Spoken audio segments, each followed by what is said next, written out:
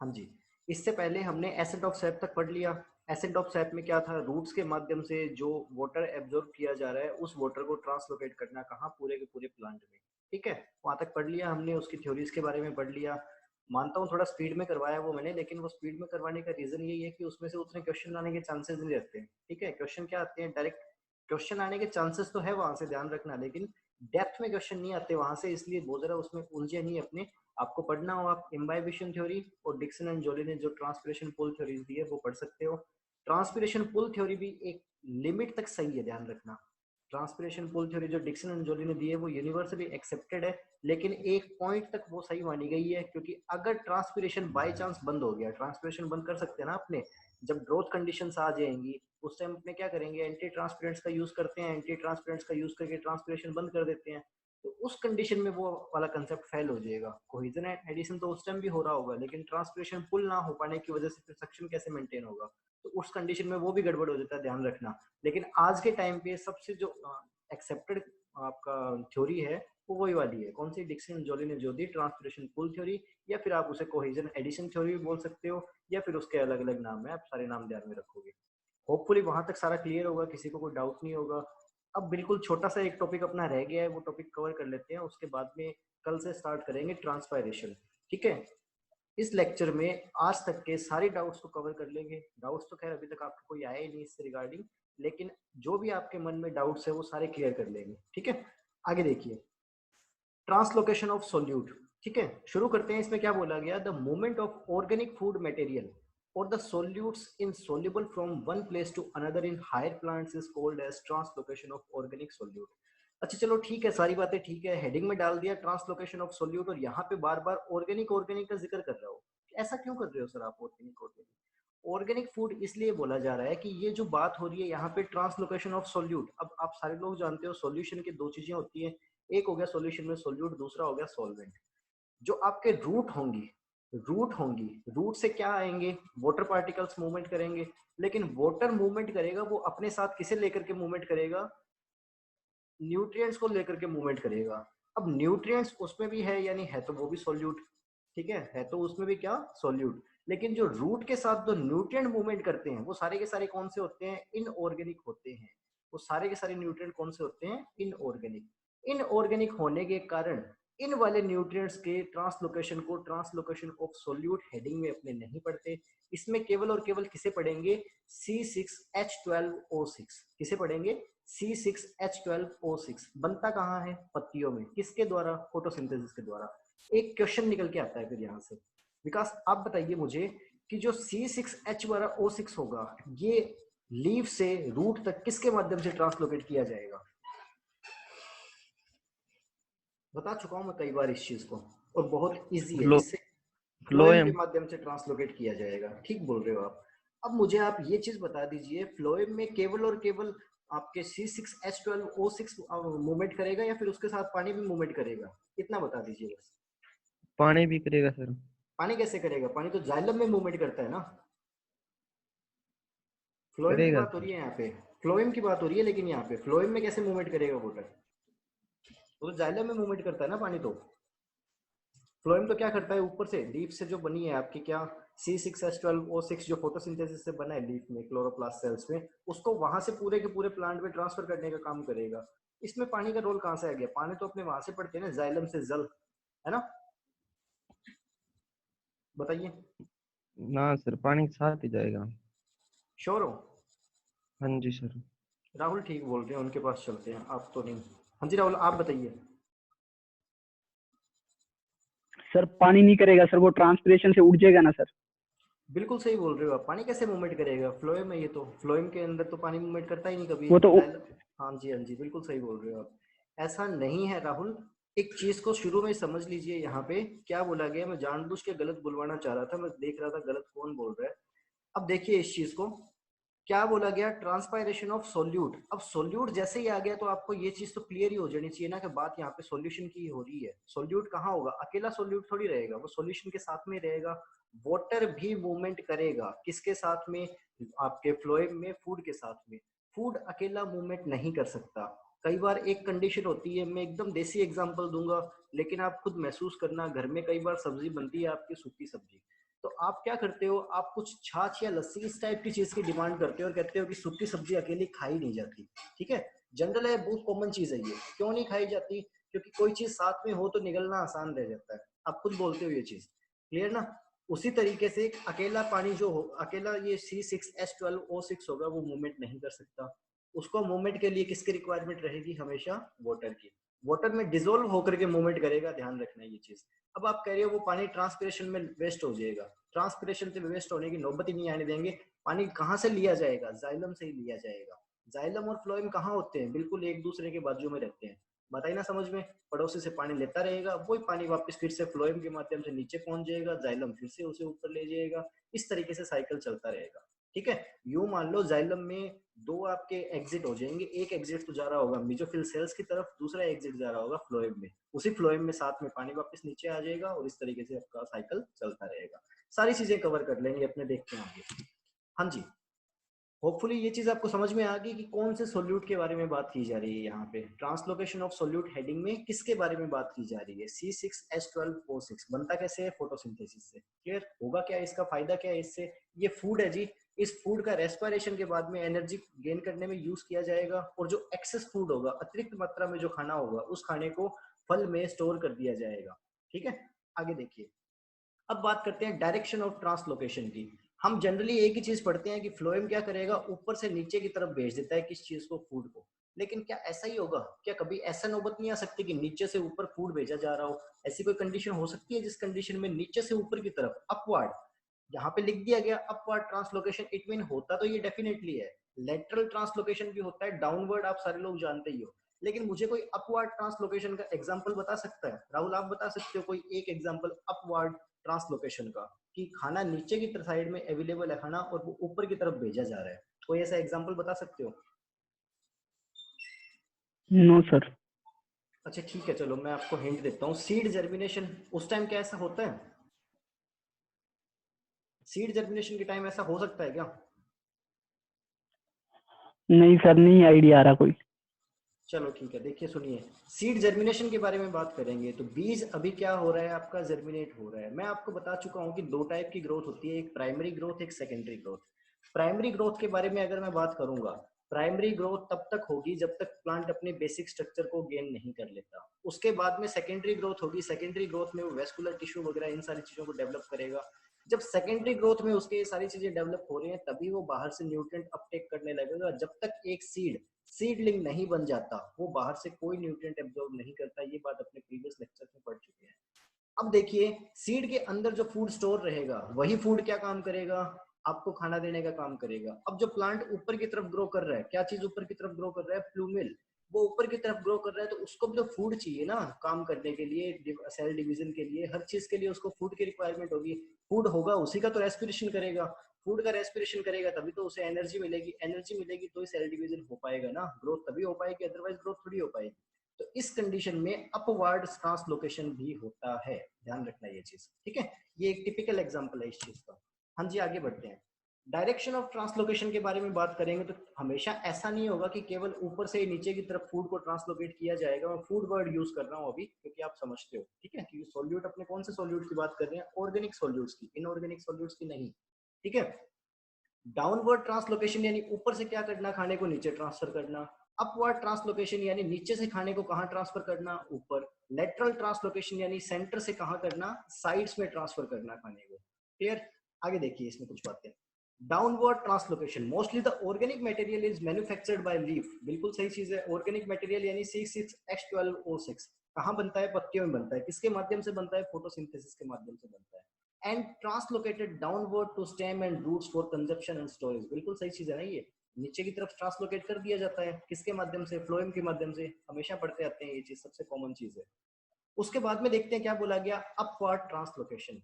Upward translocation में क्या बोला गया? It takes place mainly during the germination of seed. ये चीज ध्यान रख लेना, बहुत इंपॉर्टेंट चीज है ये, क्योंकि क्वेश्चन पूछते हैं यहाँ से। जर्मिनेशन ऑफ सीड्स के टाइम जो न्यूट्रिएंट की मूवमेंट रहेगी, वो कौन सी मूवमेंट रहेगी? ध्यान रखना। जब तक प्लांट सीडलिंग स्टेज का नहीं बन जाता, सॉरी प्लांट नहीं सीड, जब तक सीडलिंग स्टेज गेन नहीं कर लेता, वो बाहर से कोई न्यूट्रिएंट, कोई वाटर, कुछ भी एब्जॉर्ब नहीं करता। केवल पानी एब्जॉर्ब करेगा और आपके ऑक्सीजन वगैरह ऑब्जर्व करेगा, उनके अलावा और कोई भी चीज को बाहर से ग्रहण नहीं करेगा। क्लियर ना? आगे क्या बोला गया, it takes place mainly during the germination of seeds, tuber etcetera. वो ट्यूबर वाली बात भी वही होगी, सीड ही हो गया ना, प्लांटिंग मटेरियल जो भी होगा उसे अपने सीड ही बोल देते हैं। क्लियर? आगे देखिए, when stored food after being converted into soluble form is supplied to the upper growing part. अब देखिए होता क्या है, यहाँ आपका एक कंसेप्ट और क्लियर होगा। होता क्या है, मैंने आपको क्या बताया कि एक सीड होगा, उस सीड के अंदर क्या रहेगा, वाटर एंट्री करेगा, तो वाटर एंट्री करके साइटोकाइनिन जिब्रेलिक एसिड को एक्टिवेट कर देगा। वो क्या करेगा, एंडोस्पर्म को बोलेगा जल्दी जल्दी न्यूट्रिएंट्स आप प्रदान कीजिए। अब आप सारे लोग जानते हो कि जो प्लांट्स होते हैं उनमें फूड किस फॉर्म में स्टोर होकर के रहता है, स्टार्च की फॉर्म में। प्लांट्स में फूड कौन सी फॉर्म में स्टोर होकर के रहता है, स्टार्च की फॉर्म में। कोई बता सकते हो कि एनिमल्स में फूड कौन सी फॉर्म में स्टोर रहता है? चैट में आंसर दे सकते हो, एनिमल्स में फूड कौन सी फॉर्म में स्टोर रहता है? प्लांट्स में स्टार्च के रूप में भोजन संचित रहता है, किसमें, पौधों में। लेकिन एनिमल्स में भोजन किस रूप में संचित रहता है? फटाफट से आंसर दीजिए। हाँ जी, दो आंसर आए, बिल्कुल सही है, ग्लाइकोजन के रूप में। बस ठीक है, हो गया, ओके थैंक यू। ग्लाइकोजन के रूप में फूड स्टोर रहेगा कहाँ, एनिमल्स में। ठीक है, ये चीज क्लियर होगी। अब ये क्यों स्टार्च और ग्लाइकोजन के रूप में संचित रहे। अब ग्लाइकोजन को मैं हटा रहा हूँ, एक क्वेश्चन बताना था आपको इसके साथ में, वो बता दिया, बात खत्म। अब बात करते हैं कंसेप्ट की। स्टार्च के रूप में क्यों भोजन संग्रहित रहेगा, वो ग्लूकोज के रूप में क्यों नहीं रह सकता? ये दिक्कत क्या है, इसका मतलब क्या है? देखिए स्टार्च के रूप में इसलिए रहेगा, स्टार्च जो है वो वाटर में इनसोल्यूबल है, यानी स्टार्च जो है वो पानी में अघुलनशील है, वो पानी में घुलेगी नहीं। ठीक है, नॉन सोल्यूबल है। अब उसके बाद में क्या हो जाएगा, जैसे ही ये स्टार्च टूट जाएगी, किस चीज में स्टार्च का ब्रेक डाउन हो जाएगा, किस चीज में, ग्लूकोज में। तो ग्लूकोज में ब्रेक डाउन होने के बाद में ग्लूकोज क्या रह गया अपना, फिर से C6H12O6। ये क्या करेगा, ये फिर से रेस्पिरेशन करने लग जाएगा, रेस्पिरेशन करेगा, एनर्जी मिलेगी, एनर्जी मिलेगी, काम होगा सारा का सारा। वाटर जो एंट्री करेगा, वो एंट्री करके क्या करेगा, इस स्टार्च को डिसोल्व कर देगा, और डिसोल्व करके इसे सोल्यूबल फॉर्म में कन्वर्ट कर देगा। ठीक है, आई ना बात समझ में? सोल्यूबल फॉर्म में कन्वर्ट हो गया तभी ये ग्लूकोज में कन्वर्ट होगा, और ग्लूकोज में कन्वर्ट होगा तभी वो रेस्पिरेशन के लिए एक सबस्ट्रेक्ट का काम कर पाएगा। मैं यहाँ वर्ड बोल रहा हूँ सबस्ट्रेक्ट। सबस्ट्रेक्ट क्या चीज होती है, वो कोई मटेरियल जो किसी केमिकल रिएक्शंस को केमिकल रिएक्शंस के को स्टार्ट करने के काम में आते हैं, केमिकल रिएक्शंस में काम में आती है। क्लियर ना? आगे देखिए, आगे क्या बोला गया, पता नहीं, समझ में नहीं आया, बाद में देखूंगा ये। हाँ जी, आगे क्या बोला गया, when stored food after being converted into soluble form is supplied to the upper growing part of the young seedling till it has developed green leaves. क्योंकि सीडलिंग की अगर बात करूंगा तो सीडलिंग स्टेज मैंने कौन सी बताई, दो बिल्कुल कोमल सी पत्तियां निकल जाएगी, वो स्टेज सीडलिंग स्टेज होती है। अब पत्तियां निकलने के बाद में जो स्टेज बनी, वो स्टेज आपकी कौन सी है, सीडलिंग स्टेज। जब तक आपकी लीव्स बनेगी नहीं, ठीक है, पत्तियां बन गई, अब मैंने इसको सीडलिंग बोल दिया, दो बिल्कुल टेंडर से लीव्स बनती है, उनको बोलते हैं सीडलिंग स्टेज। अब पत्तियां बन गई, पत्तियां बनने के बाद में ठीक है, सारी बातें ओके, फोटोसिंथेसिस होने लग जाएगा, कार्बन डाइऑक्साइड को ग्रहण करने लग जाएगा, सारी बातें क्लियर है, ओके। लेकिन जब तक पत्तियां नहीं बनी तब तक फोटोसिंथेसिस नहीं होगा, फोटोसिंथेसिस नहीं होगा तो खाना नहीं बनेगा, खाना नहीं बनेगा तो मामला सारे गड़बड़ रहेगा। बात आई ना समझ में? इसलिए वो बाहर से कोई न्यूट्रिएंट वगैरह अपटेक नहीं कर पाएगा, एक बात। सेकंड चीज, उसकी सेकेंडरी ग्रोथ अभी तक नहीं हुई है, सेकेंडरी ग्रोथ नहीं होने के कारण उसमें अभी एब्जॉर्व करने की कैपेसिटी डेवलप नहीं हुई। ये कारण रहेंगे सीडलिंग स्टेज तक आपको बाहर से कोई भी न्यूट्रिएंट एब्जॉर्ब ना कर पाने के, और बाहर से कोई भी खाना एक्यूमुलेट ना कर पाने के। क्लियर? आगे देखिए, आगे क्या बोला गया, upward translocation of solutes also takes place through stem to young leaves, buds and flowers which are situated at the top of the branch. ठीक है, ओके, होगी ये वही बातें हैं कि क्या करेंगे, अपवर्ड ट्रांसलोकेशन कहाँ यूज हो सकता है, वहां यूज हो सकता है जहां स्टेम में जो यंग लीव्स वगैरह होंगी। फॉर एग्जांपल बात करते हैं अपने एपिकल मेरिस्टेमेटिक पोर्शन की मैं बात कर लेता हूँ। एपिकल मेरिस्टेम कहाँ होता है, प्लांट के सबसे टॉप पार्ट पे रहता है। अभी बिल्कुल टॉप पार्ट पे है, इसके अंदर क्या है, लीव्स अभी तक बनी ही नहीं है, प्लांट का सबसे टॉप पार्ट यही होगा, लीव्स इसमें बनी ही नहीं है, लीव्स बनी नहीं है यानी वहां पे खाना फिर से नहीं बन पा रहा। तो उसको लेकिन डेवलपमेंट के लिए, मेरिस्टेमेटिक जोन को डेवलपमेंट के लिए तो फूड की रिक्वायरमेंट रहेगी, वो फूड कहाँ से आएगा, प्लांट के दूसरे पार्ट से, वो लेटरल हो भले कोई भी पार्ट हो, रहेगी वो उससे नीचे वाला पार्ट ही, क्योंकि शीर्ष भाग, टिप पार्ट तो कौन सा हो गया, एपिकल मेरिस्टेम। इसी तरीके से कोई बड है, वो बड बन रही होगी, अभी तक पूरी तरीके से बड बनी नहीं है, बनी नहीं यानी कि वो लीफ में कन्वर्ट नहीं हुई, लीफ में कन्वर्ट नहीं हुई, फिर से फोटोसिंथेसिस नहीं कर पाएगी, फिर से उसे कहाँ से न्यूट्रिएंट लेना पड़ेगा, दूसरी जगह से न्यूट्रिएंट लेना पड़ेगा। ये उन चीजों के बारे में बात की गई है जो टिप पार्ट पे ग्रो होंगे। क्लियर है? आगे देखिए, तीसरा कौन सा बोल दिया गया, डायरेक्शन, लेटरल ट्रांसलोकेशन। लेटरल का मतलब क्या हो गया, पार्श्व, वो हो गया डाउनवर्ड यानी नीचे की तरफ, अपवर्ड यानी ऊपर की तरफ, लेटरल यानी पार्श्व यानी साइड में। अब लेटरल ट्रांसलोकेशन में क्या हो जाएगा, radial translocation of organic solutes also takes place in plant from cells to the pith of cortex. अब देखिए पिथ टू कोर्टेक्स, अब देखना ये सेल्स ऑफ द पिथ ये क्या चीज होती है, सेल्स ऑफ द पिथ। इसने बोल दिया मोटा मोटा कि जो लेटरल ट्रांसलोकेशन होगा फूड का, ऑर्गेनिक सॉल्यूट्स का, वो कहाँ से होगा, एक सेल्स होंगी, पिथ सेल्स होंगी, वहां से ट्रांसफर होगा कोर्टेक्स को। अब कोर्टेक्स सेल्स तो हम जानते हैं, नाम सुना सुना लग रहा है, रूट की जब हमने एनाटॉमिकल सारी की सारी स्ट्रक्चर पढ़ी थी तो एनाटॉमिकल स्ट्रक्चर में पढ़ा था सबसे बाहर की तरफ एपिडर्मिस सेल्स, उसके बाद में कोर्टेक्स सेल्स, कोर्टेक्स के बाद में कौन सी, एंडोडर्मल सेल्स, एंडोडर्मल के बाद में आपके वेस्कुलर टिश्यू। ये तो हमें सारी बातें समझ में आ गई, लेकिन वहां पे हमने कोई सेल्स ऑफ पिथ ऐसा तो कुछ नहीं पढ़ा था। अब ये क्या चीज होती है, ये क्या चीज होती है, देख लीजिए सेल्स ऑफ पिथ जो बिल्कुल सेंटर के पार्ट रहती है उनको क्या बोलते हैं, पिथ सेल्स। ठीक है, अब देखना इसमें एक और कंसेप्ट फिर से आपका वही सीडलिंग वाला क्लियर होने वाला है। यहाँ देखिए ये दो आपके सामने एग्जांपल इमेजेस हैं, दोनों इमेजेस में एक इमेज बोल रही है प्राइमरी ग्रोथ, दूसरी इमेज बोल रही है सेकेंडरी ग्रोथ। पहली बोल रही है प्राइमरी ग्रोथ, दूसरी बोल रही है सेकेंडरी ग्रोथ। प्राइमरी ग्रोथ में अगर मैं बात करूंगा, देखिए इसमें फ्लोएम डेवलप हो गया, जाइलम हो गया, इस कलर को हटा दीजिए आप एक बारी, लेकिन फ्लोएम और जाइलम मेनली यही इसमें डेवलप हुए हैं, क्लियर। लेकिन कोई एपिडर्मिस नहीं है, एपिडर्मिस नहीं तो रूट हेयर्स नहीं, रूट हेयर्स नहीं तो एब्जॉर्ब कौन करेगा वाटर, कोई कोर्टेक्स नहीं है, कोर्टेक्स नहीं तो बाहर से वाटर को लेकर के कौन आएगा, क्लियर ना। सेकेंडरी ग्रोथ में आपके वेस्कुलर टिश्यू की डेवलपमेंट स्टार्ट होती है, यहाँ से एक बात हमें फिर से समझ में आ गई। सेकेंडरी ग्रोथ में बात करेंगे तो देखिए secondary phloem, primary phloem, Coke, बाक, प्राइमरी जाइलम, जाइलम, ये सारे के सारे एपिडर्मिक कोर्टेक्स ये सब के सब डेवलप हो चुके हैं। किस कौन सी ग्रोथ में, सेकेंडरी ग्रोथ में। प्राइमरी ग्रोथ कौन सी होगी, प्लांट को एक बेसिक स्ट्रक्चर देने वाली जो ग्रोथ होगी उसको बोलेंगे प्राइमरी ग्रोथ। सेकेंडरी ग्रोथ क्या हो जाएगी, सेकेंडरी ग्रोथ में वेस्कुलर जो टिश्यू होंगे वो आपके प्लांट के डेवलप हो जाएंगे और सारा का सारा प्लांट वर्किंग स्टेज में आ जाएगा एक तरीके से, क्लियर है ना बात। यानी एक बार फिर से ये चीज हमारी क्लियर होगी कि सीडलिंग स्टेज तक वो बाहर से कोई चीज को एब्जॉर्ब क्यों नहीं करेगा, वो लीव्स नहीं बनेगी, इसलिए फोटोसिंथेसिस वाली बात समझ में आ गई। रूट हेयर्स वगैरह एपिडर्मिस सेल से ही बनते हैं, रूट हेयर्स एपिडर्मिस सेल से नहीं बनी होगी, इसलिए वो बाहर से भी कोई न्यूट्रिएंट एब्जॉर्ब नहीं कर पाएगा। इनऑर्गेनिक और ऑर्गेनिक दोनों टाइप की बातें हमें समझ में आ गई।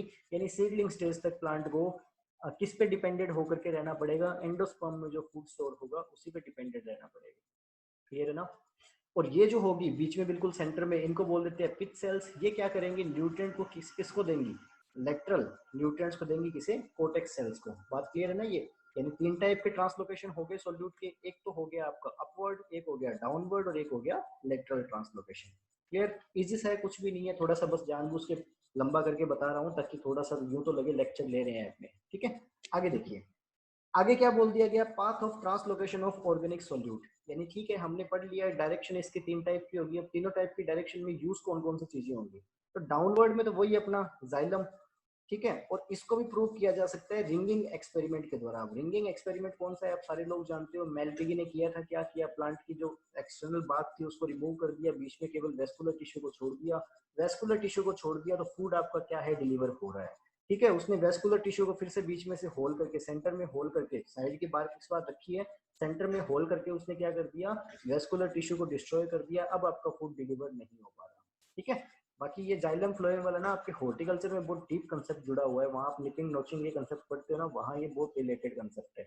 आगे देखिए, पाथ ऑफ अपवर्ड ट्रांसलोकेशन के बारे में बात करेंगे। मैंने यहाँ पे जाइलम बोल दिया क्या, मुझे ऐसा लग रहा है शायद कि मैंने जाइलम बोल दिया, यहाँ पे जाइलम नहीं होगा डाउनवर्ड ट्रांसलोकेशन में, इसमें फ्लोएम होगा, ठीक है। अपवर्ड ट्रांसलोकेशन में बात करेंगे तो ये भी कई बार फ्लोएम के द्वारा होता है, लेकिन कुछ सर्टेन कंडीशंस में ये किसके द्वारा हो सकता है, जाइलम के द्वारा, ध्यान रखना। मुझे ऐसा लग रहा है कि मैंने इसमें डाउनवर्ड ट्रांसलोकेशन में जाइलम बोल दिया, वो गलती से बोल दिया, फ्लोएम होगा, ठीक है। आगे देखिए, हो जाती है कई बारी, जबान फिसल जाती है, ठीक है। आगे देखिए, पाथ ऑफ लेटरल ट्रांसलोकेशन के बारे में बात करेंगे तो इसके अंदर जो लेटरल ट्रांसलोकेशन होगा वो किसके द्वारा होगा, मेडुलरी रेस के द्वारा होगा। अब क्या होता है, रहने दो, मत इंटरेस्ट हो इस चीज में, बाकी कुछ भी नहीं। रेशे की जैसी एक संरचना होती है, वो क्या करेगी, आपके जो पिथ सेल्स होंगी वहां से किसको देने का काम करेगी, कोर्टेक्स सेल्स को न्यूट्रिएंट देने का काम करेगी। बाकी इतना डिटेल में जाने वाली कोई जरूरत है नहीं, इसलिए मैंने इसको ऐड नहीं किया। यूं एक्स्ट्रा चीजों को पढ़ के क्या फायदा है, ठीक है। आगे देखिए, अब मोटा मोटा देखा जाए तो अब मैं 4 स्लाइड आपको पढ़ाने वाला था, चारों स्लाइड खत्म हो चुकी है। आपको लग रहा होगा वो ये क्या मजाक है, इसके लिए क्यों टाइम खराब किया गया, ठीक है, आपकी बात सही है। लेकिन अब अपने एनिमेशन की सहायता से क्या पढ़ेंगे, आज तक जो भी पढ़ लिया वो प्लस में बिल्कुल छोटा सा पार्ट किसका पढ़ेंगे, ट्रांसपायरेशन का, ताकि आज से पहले हमारे सारे के सारे कंसेप्ट क्लियर हो जाए, थोड़ा सा ट्रांसपायरेशन के बारे में थोड़ा हल्का सा आइडिया हो जाए कि ट्रांसपायरेशन है क्या, जिसकी वजह से हमें ट्रांसपायरेशन पढ़ने में थोड़ी आसानी रहेगी। तो 1 मिनट वेट कीजिए, मैं स्टार्ट करता हूँ। हाँ जी,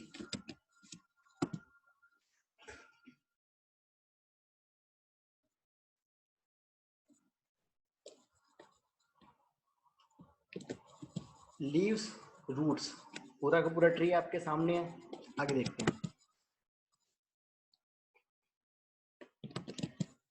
अब देखिए क्या बोला गया, एक चीज बोल रहा है ये वीडियो में कि पूरे के पूरे प्लांट में वाटर कहाँ से एब्जॉर्ब किया जाएगा, रूट से, और कहाँ पूरे के पूरे प्लांट में पंप किया जाता है, ट्री में, पत्तियों में, स्टेम में, हर जगह तक पानी पहुंचाया जाता है।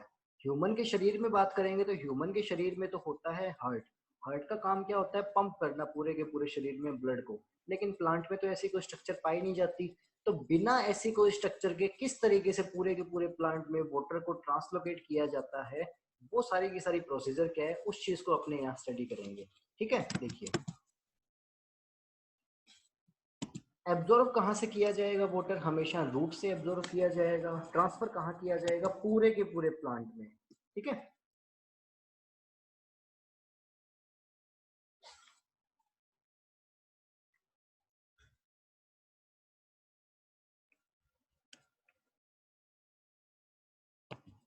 अब थोड़ा सा यहाँ ध्यान देना, इंपॉर्टेंट कंसेप्ट है आपका। और लीफ की एनाटॉमिकल स्ट्रक्चर देखेंगे अपने, लीफ किस तरीके की होती है, क्या होती है, एक्सप्लेन कर दूंगा मैं साथ में, डोंट वरी। अब एक चीज थोड़ा ध्यान देना कि जो लीफ है वो लीफ आपको किस तरीके से दिखाई जाएगी। फॉर एग्जांपल मैं बात करता हूँ तो ये आपके सामने मैं डाल देता हूँ कि एक लीफ है। अब आप लीफ की कौन सी सरफेस देखते हो, या तो इसकी अपर साइड देखते हो या फिर इसकी लोअर साइड देखते हो, क्लियर। लेकिन यहाँ अपने क्या करेंगे, जो यहाँ अपने इस जगह पढ़ेंगे उसमें अपने क्या देखेंगे, लीफ की साइड देखेंगे। अब साइड से अगर पत्ती को देखा जाए तो वो बिल्कुल पतली सी रहती है, लेकिन यहाँ तो मैक्रो व्यू देखेंगे ना अपने।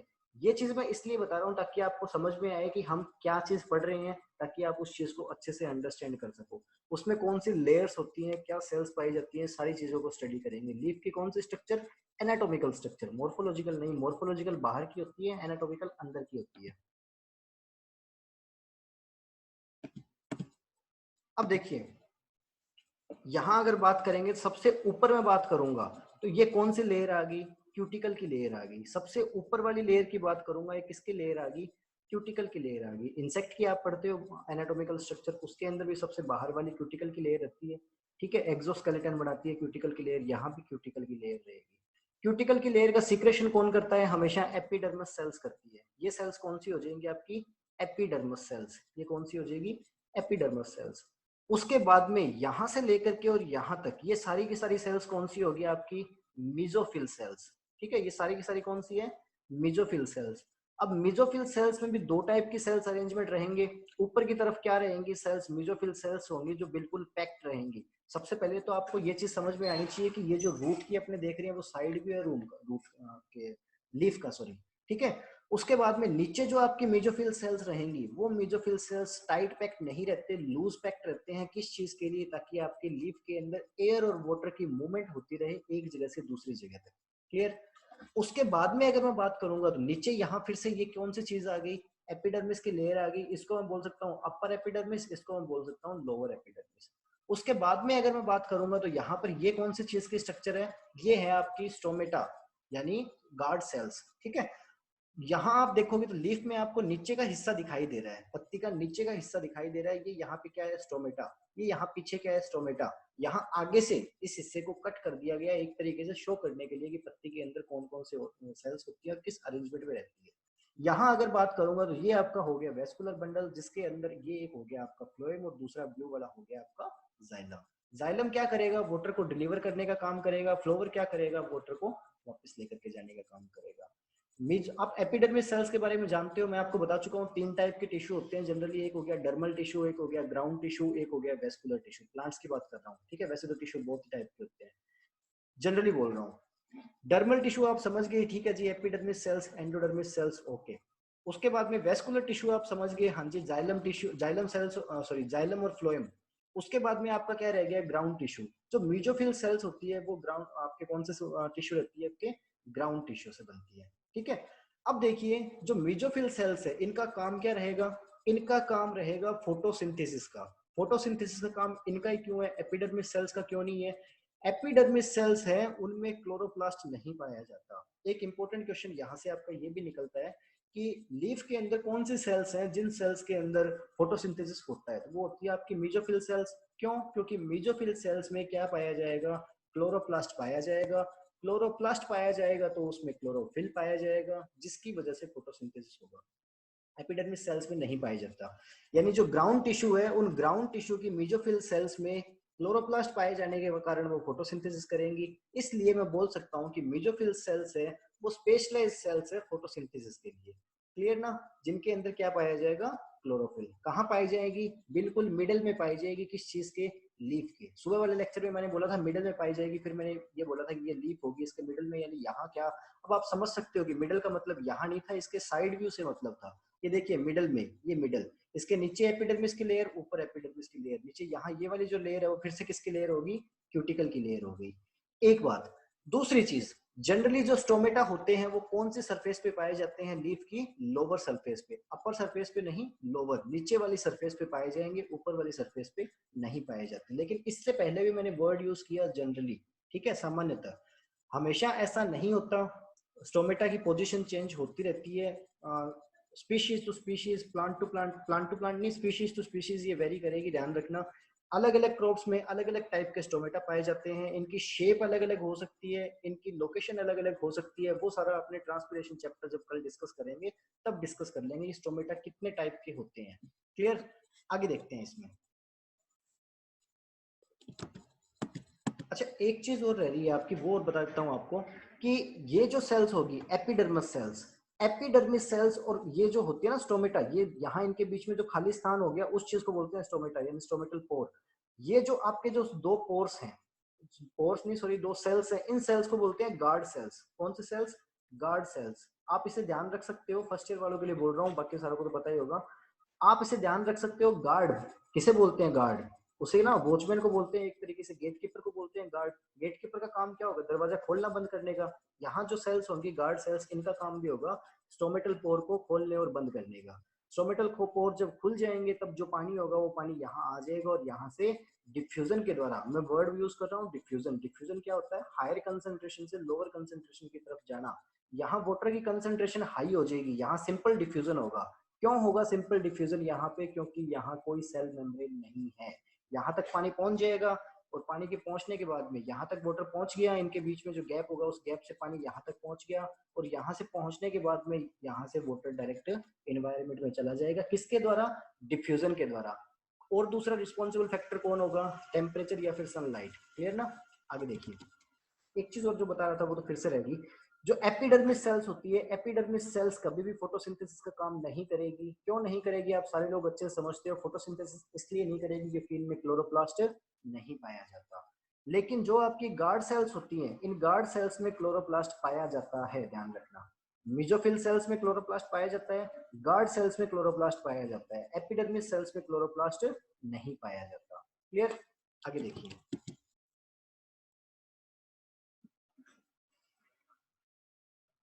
अपर एपिडर्मिस सबसे ऊपर की लेयर,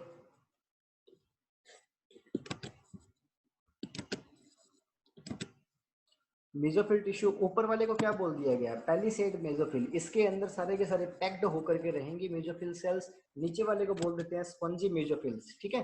वो लूज तरीके से रहती है ताकि वाटर और एयर की मूवमेंट होती रहे, किसमें, लीफ में।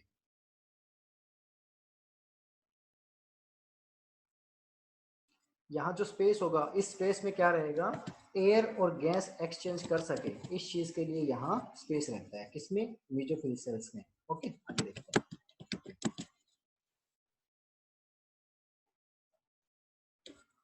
ये जो पोर है यहाँ पे उसे बोलते हैं स्टोमेटो। गार्ड सेल्स इसको मेंटेन करेगी, किस चीज को, इसकी ओपनिंग और क्लोजिंग को। किस तरीके से करेगी वो मैकेनिज्म कल पढ़ेंगे अपने।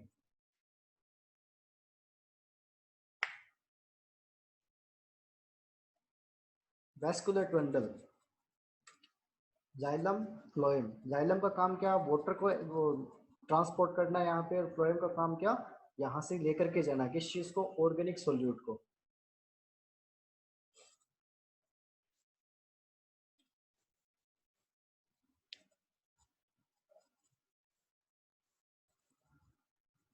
वही हायर वाटर पोटेंशियल से लो वाटर पोटेंशियल की तरफ मूवमेंट करना पानी का। यहाँ आप देख रहे हो वो क्या चीज है, इस चीज को थोड़ा ढंग से समझना। ये आपके सामने किस चीज की स्ट्रक्चर है, जाइलम की, और ये रेड वाला क्या है, फ्लोएम है। ठीक है, जाइलम जो होगा नॉन लिविंग होगा, फ्लोएम जो होगा लिविंग होगा। उसके अलावा अगर बात करेंगे तो यहाँ जो सर्किल बनाया हुआ है, उस सर्किल का इन लार्ज व्यू यहाँ पे देख रहे हो आप। यहाँ पे देखिए ये एक वाटर मॉलिक्यूल है, ये हो गया आपका H2O, यानी ये दूसरा भी हाइड्रोजन, ये ऑक्सीजन मॉलिक्यूल H2O। ये H2O दूसरे ऑक्सीजन मॉलिक्यूल के साथ में क्या करेगा, हाइड्रोजन बॉन्डिंग बना के रखेगा, जिस चीज को अपने क्या बोल देते हैं, कोहेजन, यानी दो एक जैसे मॉलिक्यूल्स का आपस में अट्रैक्शन। ये सारे बॉन्डिंग होने की वजह से वाटर क्या रहेगा, कंटिन्यूअस यहाँ पे फ्लो होता रहेगा। सुबह मैंने बताया था ना मजाक मजाक के वे में, बेचाल वाली बात, बस वही चीज। यानी इनके बीच में अगर कोई खराब करने वाला आ गया, जैसे एयर बबल वगैरह आ गया, तो मामला खराब हो जाएगा। लेकिन डिक्सन जोली के कंसेप्ट में एयर बबल का कोई सीन ही नहीं है, वो कहते हैं एयर बबल आता ही नहीं है इसके बीच में। क्लियर ना, आगे देखिए। अच्छा एक चीज और देख लीजिए कि जाइलम यहाँ तक आएगा, यहाँ से आने के बाद में ये वाटर किसे दे दिया जाएगा, ये वाटर दे दिया जाएगा आपके मेसोफिल सेल्स को। मेसोफिल सेल्स से बाद में ये वाटर किसे ट्रांसफर कर दिया जाएगा, एपिडर्मिस सेल्स को। एपिडर्मिस सेल्स से गार्ड सेल्स को। गार्ड सेल्स के खुलने और बंद होने का कारण क्या होगा, सारा का सारा ऑस्मोटिक प्रेशर पे डिपेंड होगा ये सारी की सारी चीज। गार्ड सेल में अगर वाटर एंट्री कर लेगा, गार्ड सेल में अगर पानी ने एंट्री कर ली, एंट्री करने की वजह से क्या हो जाएगा, उसकी जो टोनोप्लास्ट होगी, वैक्यूल होगी, उसमें पानी भर जाएगा। पानी भर जाएगी तो वो क्या हो जाएगी, टर्गिड हो जाएगी। टर्गिड हो जाएगी यानी वो फैल जाएगी, फैल जाएगी यानी आपकी गार्ड सेल्स ओपन हो गई। ठीक है, लेकिन अगर उनमें जो वाटर था वो वाटर वहां से निकल गया, ठीक है, पानी की कमी आ गई किसमें, टोनोप्लास्ट में, तो उसके फलस्वरूप क्या हो जाएगा भाई, उसके फलस्वरूप आपका जो स्टोमेटा होगा वो क्या हो जाएगा, क्लोज हो जाएगा। आप अलग अलग तरीके के मैकेनिज्म पढ़ते हो इसके अंदर, वो मैकेनिज्म किस चीज के होते हैं, वो केवल और केवल इस चीज के होते हैं कि इसकी ऑस्मेटिक प्रेशर हाई कैसे हुआ, जो गार्ड सेल्स हैं उनका ऑस्मेटिक प्रेशर हाई और लो कैसे होता है, इससे रिलेटेड आप मैकेनिज्म्स पढ़ते हो इसके। क्लियर है, वो अपने कल पढ़ेंगे सारे के सारे मैकेनिज्म्स।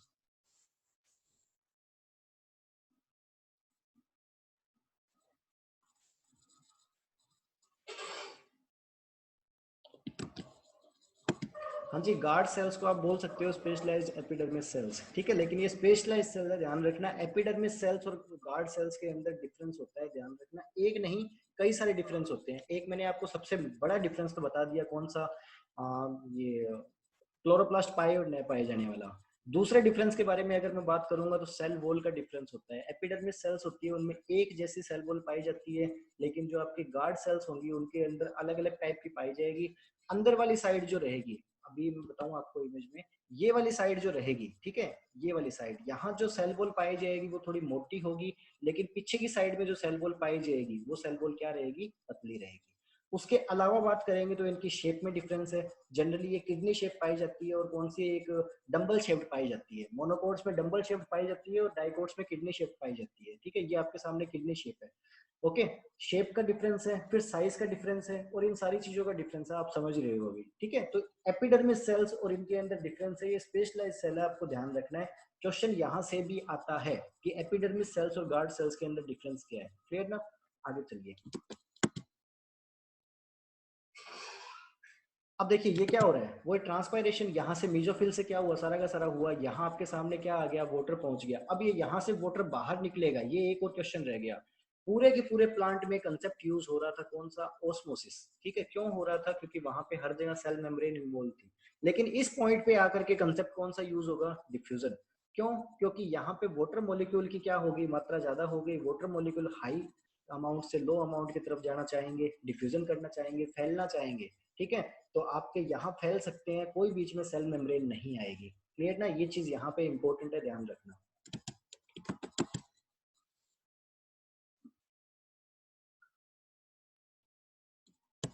जाइलम फ्लोएम, ठीक है, वेस्कुलर बंडल कहाँ पाए जाएंगे, बिल्कुल सेंटर में, किस चीज के सेंटर, आपके स्टेम के।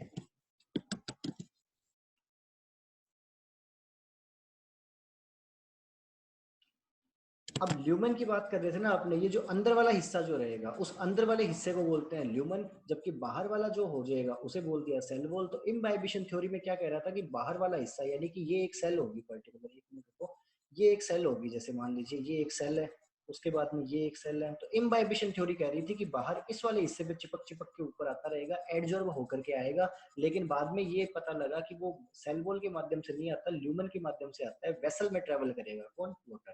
क्लियर? आगे देखिए। अब ये डेड क्यों है? अपने जो जाइलम सेल्स हैं उनको डेड इसलिए बोलते हैं, उनमें ना न्यूक्लियस पाया जा रहा है, ना उनमें कोई साइटोप्लाज्म पाया जा रहा, कोई मटेरियल नहीं है उनमें, केवल वो खाली होलो, एक तरीके से बोल सकते हैं खोखली सेल्स है। क्लियर?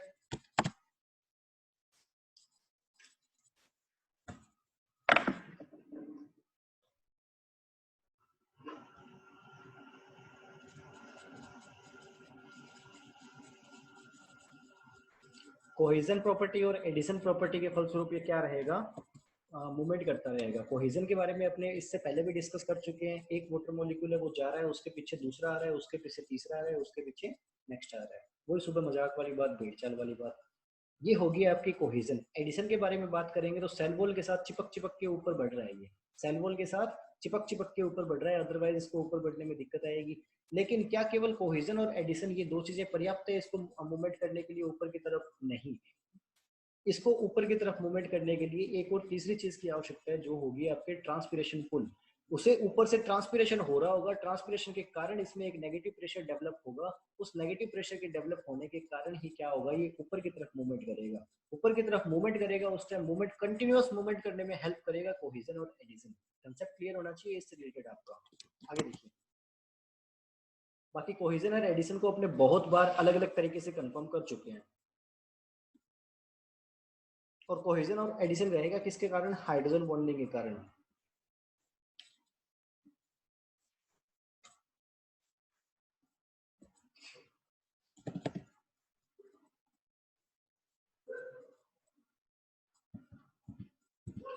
एक चीज और रहेगी ना आपकी, फ्लोएम। हाँ जी, एक जो वो अपने लेकर के चले थे कि केवल फ्लोएम के अंदर वो अकेला मूवमेंट करेगा क्या, C6H12O6, या उसके साथ वाटर मूवमेंट करेगा, वो वाली चीज और देख लेते हैं।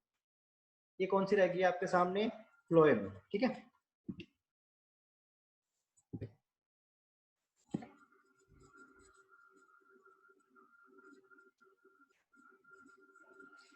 यहाँ पे सिव सेल्स पाई जाती है। काम क्या रहेगा इनका? वही वाला, उसको मेंटेन करके रखने का। किस चीज को? आपके ट्रांसलोकेशन ऑफ सॉल्यूट को मेंटेन करने का। फ्लोएम है, लिविंग सेल्स है, लेकिन जो जाइलम है वो नॉन लिविंग सेल है, ध्यान रखना है इस चीज को, इंपॉर्टेंट है ये।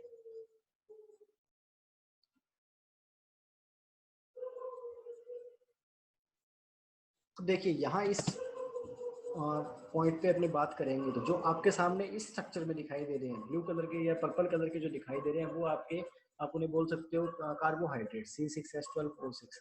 ये जो है आपके सामने, ये आपके क्या हो गए? Water particles. ये वाटर में डाइल्यूट होकर के ये एक जगह से दूसरी जगह पर मूवमेंट करेगा, अकेला मूवमेंट नहीं कर सकता, इस चीज को ध्यान रखना। आगे देखते हैं।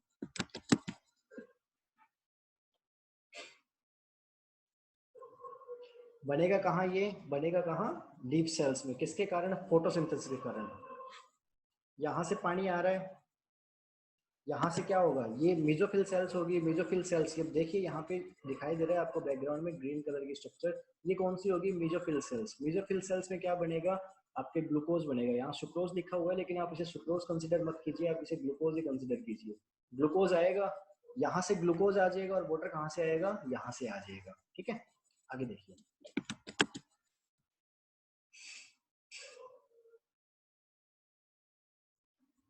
आप समझ गए ना राहुल, आप जो कह रहे थे, ये जाइलम से ही आ जाएगा वाटर। ठीक है, लेकिन क्योंकि वो अकेला मूवमेंट नहीं कर सकता ना, आपने जब वाटर वाली स्लाइड्स पढ़ी थी, जब शायद फर्स्ट क्लास में, फिजियोलॉजी की फर्स्ट क्लास में अपन ने ये सारी चीजें पढ़ी थी कि वाटर की इंपॉर्टेंस क्या क्या है। तो वाटर की इंपॉर्टेंस के अंदर एक चीज ये थी, ठीक है, कि वाटर जरूरी है किस चीज के लिए? ट्रांसलोकेशन के लिए। तो यहाँ आपका ये वाला तो क्लियर हो रहा है। एक और चीज है, उससे आपके कंसेप्ट काफी क्लियर हो जाएंगे, वो और देख लेते हैं। हाँ जी, देखिए इसे, आपके सामने क्या चीज है? ये होगी आपके सामने लीफ। अब अपन ने वही वाले फोन वाली चीज आपको याद है ना, साइड वाली चीज और वो वाली चीज, बस ये वही वाली चीज है। लीफ आपके सामने है, ये इसकी कौन सी रहेगी, ऊपर वाली साइड, ये रहेगी इसकी साइड वाली साइड। अपनों ने जो एनाटॉमिकल स्ट्रक्चर इसकी देखी थी वो कौन सी स्ट्रक्चर थी, ये साइड वाली। साइड से देखा था पतला सा था, लेकिन क्योंकि अपने मैक्रो व्यू देखा था इसलिए वो सारी चीजें थी। ठीक है, इमेजिन करने के लिए आपको बता रहा हूँ ये चीजें, ताकि आप समझ सको कि हमने क्या देखा था। लीफ को नीचे से देखते हैं, ट्रांसपायरेशन के बारे में बात करेंगे। चीफ ऑर्गन कौन है ट्रांसपायरेशन का, स्टोमेटा। नीचे की तरफ से लीफ को देखा, ये आपको जो दिखाई दे रहे हैं वो क्या है, स्टोमेटल पोर्स। ये बाहर निकल के आ रहा है, वो क्या है, वाटर मॉलिक्यूल, ये ऑक्सीजन मॉलिक्यूल, ये 2 हाइड्रोजन मॉलिक्यूल। बताइए समझ में, आगे देखिए। सबसे पहले कौन सी चीज, क्यूटिकल की लेयर। क्यूटिकल की लेयर के बाद में क्या, आपके गार्ड सेल्स। गार्ड सेल्स के बाद में क्या, आपकी एपिडर्मिस सेल्स। एपिडर्मिस सेल्स के बाद में कौन सी आ गई, क्योंकि हम नीचे से एंटर हुए हैं, यानी सबसे पहले हमें कौन सी मिलेगी, फंजी मेसोफिल सेल्स। ठीक है, यहाँ देखिए ये क्या है, जो ब्लू कलर से जिस चीज को आप यहाँ इंडिकेट किया गया है वो सारा का सारा क्या है, एक पत्ती के अंदर उपस्थित वाटर, एक लीफ के अंदर उपस्थित वाटर। दूसरी चीज आप यहाँ देखेंगे, ये आपके सामने क्या है, वेस्कुलर टिश्यू। वेस्कुलर टिश्यू में वो जाइलम फ्लोएम आगे, यहाँ से वाटर आएगा, और किसकी सहायता से, अब देखना वाटर की मूवमेंट किस तरीके से हो रही है इसमें। ये देखिए वाटर आ रहा है, वाटर आ रहा है, वो वाटर देखिए किस तरीके से मूव कर रहा है, एक सिस्टमेटिक वे से मूव कर रहा है। ये वाला जो सेल वॉल के माध्यम से कर रहा है, उसे अपने क्या वर्ड दे दिया, एपोप्लास्टिक। ठीक है, रिवाइज हो रहा है ये सारा का, अगर आपका ध्यान रखना।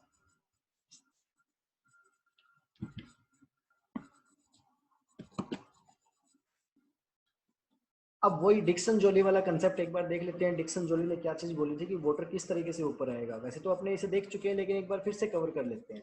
अब देखिए यहाँ जो सरफेस आपके सामने है, वो सरफेस किस चीज की है, सेल की सरफेस है आपके सामने। होता है ना आपके पत्तियों से जब पानी की मात्रा कम रह जाती है वो सूख जाती है, ठीक है, और थोड़ी टाइट हो जाती है, कठोर हो जाती है। क्यों हो जाती है वो चीज आप देखना।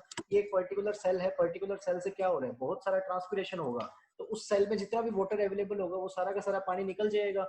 सेल से वाटर निकल गया, तो अब जो ये माइक्रोट्यूब्यूल्स वगैरह थे, वो माइक्रोट्यूब्यूल्स वगैरह क्या बनने कर लेंगे, एक रफ सरफेस का निर्माण कर लेंगे, जिस चीज की वजह से जो पत्तियां वगैरह होंगी वो आपको क्या लगेंगी, हार्ड लगेंगी, सख्त लगेंगी।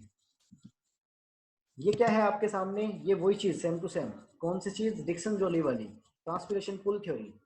वाटर मॉलिक्यूल्स एक दूसरे के साथ ऊपर आ रहे हैं। जो ब्लैक कलर में आपको डॉट मार्क्स दिखाई दे रहे हैं वो क्या हो रही है, हाइड्रोजन बॉन्डिंग, किनके बीच में, वाटर मॉलिक्यूल्स के बीच में। सोयल से पानी रूट्स में कैसे आएगा, वो सारी चीजें देख लेती हैं। रूट है, और रूट के अंदर क्या दिखाई देंगे अभी, रूट हेयर्स। ये सारी इसकी माइक्रोस्ट्रक्चर है जो क्या है, रूट हेयर्स। अब आप देख सकते हो कि रूट हेयर्स का काम क्या रहेगा। अपने कई बार डिस्कस कर चुके हैं कि रूट हेयर्स का केवल और केवल काम होता है सरफेस एरिया बढ़ाने का। अगर ये सारा का सारा सरफेस एरिया इतना ही होता है, रूट हेयर्स ना होते, तो इन पे ये लॉन्गिट्यूडल स्ट्रक्चर नहीं होती। लॉन्गिट्यूडल स्ट्रक्चर नहीं होती तो जितना ये था केवल उतना ही एरिया रहता, लेकिन इसने छोटे छोटे छोटे छोटे बाल उत्पन्न करके यहाँ पे क्या कर रखा है, इसका सरफेस एरिया बढ़ाया हुआ है। ठीक है, तो रूट हेयर्स का काम क्या रह जाएगा, सरफेस एरिया बढ़ाने का। रूट हेयर्स कहाँ से उत्पन्न होते हैं, एपिडर्मिस सेल से। ठीक है, अब देखिए यहाँ पे आपके सामने है, ये कई सारी सेल्स है। एपिडर्मिस सेल्स होगी, उसके बाद में मान लेते हैं कोटेक्स सेल्स होगी, उसके बाद में मेसोफिल सेल्स होगी, व्हाटएवर जो भी है, प्लांट सेल्स है सारी की सारी। अब देखिए ये सबसे एक्सटर्नल सेल है, सबसे बाहरी सेल है। सबसे बाहरी कौन सी होती है, एपिडर्मल सेल होती है, अपने सारे लोग जानते हैं। एपिडर्मिस सेल से क्या बने होते हैं, रूट हेयर्स बने होते हैं, ये भी अपने सारे लोग जानते हैं। अब रूट हेयर से किस चीज को एब्जॉर्ब किया जाएगा, वाटर और मिनरल्स को एब्जॉर्ब किया जाएगा, न्यूट्रिएंट्स और वाटर को एब्जॉर्ब किया जाएगा। यहाँ जो येलो कलर की स्ट्रक्चर आपको दिखाई देगी वो स्ट्रक्चर होगी न्यूट्रिएंट्स, और जो आपके व्हाइट एंड रेड कलर से दिखाई देगा वो हो जाएगा आपके वाटर मॉलिक्यूल्स। वाटर मॉलिक्यूल्स अब यहाँ से कैसे जाएगा, सेल वॉल की सहायता से जाता है। दूसरा कैसे जाता है, प्लाज्मोडेस्माटा की सहायता से जाता है। ठीक है, प्लाज्मोडेस्माटा की सहायता से अगर वाटर मूवमेंट करेगा उसे कहते हैं सिम्प्लास्ट पाथवे, अदरवाइज इसे क्या बोल देते हैं अपने एपोप्लास्ट पाथवे। ठीक है, और तीसरा एक ट्रांसमेम्ब्रेन पाथवे होता है जिसका कोई फिक्स ही नहीं है, जहां मर्जी वहां से गुजरेगा। हाँ जी, देखिए अब आपके सामने दो चीजें दिखाई दे रही है, एक तो सेल वॉल की सहायता से वाटर आगे मूवमेंट कर रहा है, दूसरा देखिए प्लाज्मोडेस्माटा की सहायता से। प्लाज्मोडेस्माटा मैंने आपको क्या बताया, वही खिड़कियों वाला कंसेप्ट याद रखना। ठीक है, आगे देखिए, देखिए ये सेल वॉल की सहायता से मूवमेंट कर रहा है और ये प्लाज्मोडेस्माटा की सहायता से मूवमेंट कर रहा है। अगर तो वाटर मूवमेंट करेगा प्लाज्मोडेस्माटा की सहायता से। अब ये प्लाज्मोडेस्माटा है यहाँ, ये प्लाज्मोडेस्माटा है। क्लियर ना, होपफुली आपको समझ में आ गया होगा प्लाज्मोडेस्माटा क्या है। प्लांट सेल को इसके अंदर घुसना पड़ेगा, सेल के अंदर घुसना पड़ेगा वाटर मॉलिक्यूल को, सेल मेम्ब्रेन इसमें इन्वॉल्व होगी, जबकि जो सिंपल एप्लास्ट पाथवे होगा उसके अंदर सेल मेम्ब्रेन इन्वॉल्व नहीं रहती। होपफुली आपको और समझ में आ गया होगा, इससे रिगार्डिंग कंसेप्ट और क्लियर हो गया होंगे।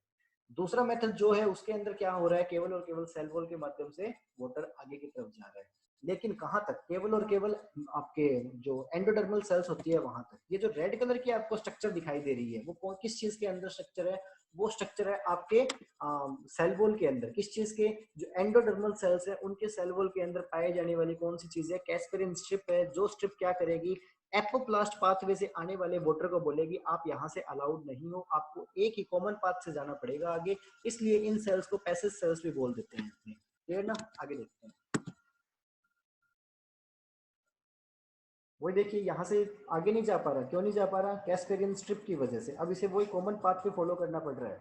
क्लियर, यानी वाटर एब्जॉर्प्शन तक हमने देख लिया। अब उसके बाद में क्या होगा, वो जाइलम को आगे डिलीवर कर देगी, जाइलम से ऊपर ट्रांसपिरेशन पुल के द्वारा पानी खींचा जाएगा, नीचे से पानी आया और जाइलम के सहायता से, जाइलम की सहायता से ऊपर की तरफ मूवमेंट कर रहा है। ठीक है, ऊपर की तरफ मूवमेंट करने के बाद में किसको दे दिया जाएगा, आगे मेसोफिल सेल्स को दे दिया जाएगा। क्लियर, और मेसोफिल सेल्स में देने के बाद में क्या होगा, वही उसके नीचे की जो मेसोफिल सेल्स के बाद में क्या रह जाएगी, स्टोमेटल सेल्स रह जाएगी। स्टोमेटल सेल्स में टेम्परेचर बढ़ेगा, टेम्परेचर बढ़ने के कारण क्या हो जाएगा, प्लांट से पानी ट्रांसपिरेशन के फलस्वरूप लॉस्ट हो जाएगा, कहाँ, इन्वायरमेंट में। ये सारा के सारे वाटर मूवमेंट वगैरह उनसे रिलेटेड कंसेप्ट था। एक बार फिर से बता देता हूँ आपको कि तीन चीजें अपन ने इस हेडिंग में डिस्कस की थी। नंबर 1 चीज आपकी कौन सी होगी थी, कि पानी किस तरीके से एंट्री करेगा। नंबर 2 थी प्लांट में मूवमेंट किस तरीके से करेगा। और नंबर 3 आपकी हेडिंग थी कि वो प्लांट से बाहर कैसे जाएगा, एंट्री, मूवमेंट और एग्जिट। ठीक है, तीन चीजें अपने यहाँ पढ़ रहे थे, दो अपन ने अच्छी तरीके से पढ़ ली है, कौन कौन सी, एंट्री कैसे करेगा, मूवमेंट कैसे करेगा, थर्ड आपका रह गया एग्जिट कैसे करेगा, जिसे हम पढ़ेंगे ट्रांसपिरेशन की हेडिंग में, जो पढ़ेंगे कल। फिर यहाँ तक किसी को कोई डाउट है तो बताइए, और